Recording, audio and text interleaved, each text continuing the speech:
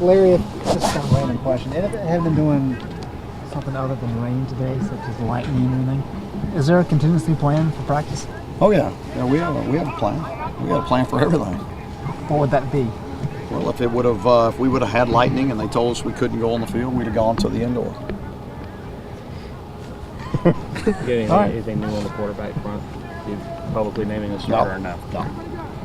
Nothing new. Come on, surely y'all got something to ask. I mean, stand out here all day. Is it because neither one of them again didn't separate one from the other this week? I mean, we're still in the process of evaluating. We just got off the field. You know, I haven't looked at the tape from today's practice. You know, they're both competing. They're both doing what they're supposed to. They're both learning the game plan, and we'll make a decision here in either tomorrow or the day after or Saturday sometime. How challenging is it having a scout offense come anywhere close to kind of mirroring what? Well, you're not. We don't have a Lamar Jackson on our football team. I mean, but those guys are doing the best job they can. They'll give them the best look they can, and I mean, it's not just him. I mean, there's a lot of good football players on their team, so they'll do the best job they can. We know that we're not going to be able to provide the speed of the game that they're going to actually see in the game, but we'll have to make the adjustments to the speed of the game as we go. Have you been using a non-quarterback to replicate his running ability for the scout team? We have. We've done a little bit of that, and then we've used the quarterbacks. I mean, the thing from watching him in that first game is he did a really nice job of sitting in there and making nice throws. I mean, even when he got pressured, he moved well in the pocket. He adjusted, and he proved that he could throw the football from back there. Who's been replicating him as a runner? You have to talk to the defensive coaches. Is there a danger the guys would be so consumed with where Lamar Jackson is that maybe discipline kind of? I hope not. I mean, we still got to play discipline, defense. I mean, our guys have to be in their gaps and all those things. And the thing is you can be where you're supposed to be, and he can make you look foolish. I mean, he's got that kind of ability. He's pretty special. As an offensive coach, how much appreciation do you have for what they do? I've always had a lot of respect for the offense that Petrino puts on the field. I mean, he does a great job of scheming. He's very multiple, does a lot of different things.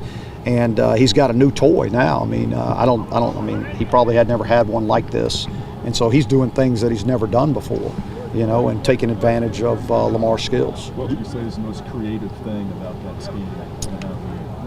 All the different ways they found to keep the ball in his hands. I mean, whether it's designed or whether he's just, he's taken it and done something with it. I mean, it's, you got a guy like that, they make you an awful good play caller. Do they use a lot of design QB runs, or is it mostly him just kind of making something? No, they have read zone and power reads and things that he is reading, and then he's got to make the decision. And it looks like a lot of it's just ability reads. I mean, if he feels like that he's got more ability than the guy's reading, he'll take it and go. How did you approach like correcting defensive mistakes, like a missed assignment or things that you guys did last week? Especially when you've got a group that's pretty experienced, are you harder on them, I guess, in that respect? Yeah, I mean, we're hard on mistakes anyway, whether you're young or old. I mean, because everybody's counting on you. I mean, every person on the team is counting on you to do your job, and when you have a missed assignment, especially a mental breakdown, you're letting everybody down. It's not just you; you're letting everybody down, and so it means a lot to our guys. They understand. I mean, they understand it. How has the response been in general since Saturday? Obviously, you guys were in this situation a couple of years ago and bounced back very well. Yeah, I mean, our guys came out Sunday, and they were down just like I expect them to be. And by the end of the practice, we put it to bed and we moved on. And they came out here Tuesday and had a great practice. Yeah, today their energy level was great. Their attitude's been good. They're doing exactly what I would expect them to do. You had strong leaders on that 2015 team, Mark Reese and Jeff Schottmer, Landon Turner. Yeah. How do you compare the leadership on this team? I think we've got some good. MJ and Donnie over there are doing a great job, and Andre Smith, on the offensive side of the ball. It's Prohl. Bentley's been a little bit down, but Cam Dillard has filled in, very nicely in his, since he's been out. And so I think Cam's done a really nice job of getting himself ingrained in this football team. Do you expect to have Bentley on Saturday? Yes. What has been your point of emphasis with the defense to prepare them to face Lamar Jackson? you know, to really be disciplined and do their job. I mean, and you can't, you know, the thing is if you try to do too much, you try to help somebody else out, you know, that's where he'll burn you.